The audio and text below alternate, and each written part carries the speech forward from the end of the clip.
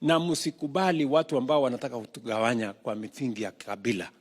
Hawa ni wapande hii, hawa ni wapande ile, hawa hawafai, hawa wako na shares, hawa hawana shares. Hiyo ni siasa ya ujinga. Ama namna gani? Na ndio mimi nauliza viongozi wote, hata yule mbunge amechaguliwa jana kule Olkalao. Sasa tumechaguliwa, sasa tuende kazi. Kila kiongozi atahesabiwa kazi yake wakati ukifika. Si ndio? Kila kiongozi atahesabiwa kazi yake. Wananchi wako na akili, wanajua kila kiongozi lazima ukuwe na track record, lazima ukuwe na maono, lazima ukuwe na mpango.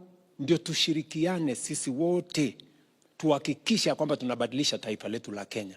Ya muhimu ni kuhakikisha kwamba wale wametuchagua maisha yao inabadilika.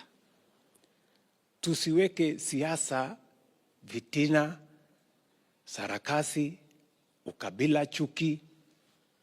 Wananchi wakishaamua, sisi wote tunatembea pamoja, kwa sababu tunataka, lengo letu kama viongozi ni kuhakikisha ya kwamba maendeleo inapatikana, Kenya inabadilika, maisha ya wananchi inabadilika, na taifa letu linasonga mbele.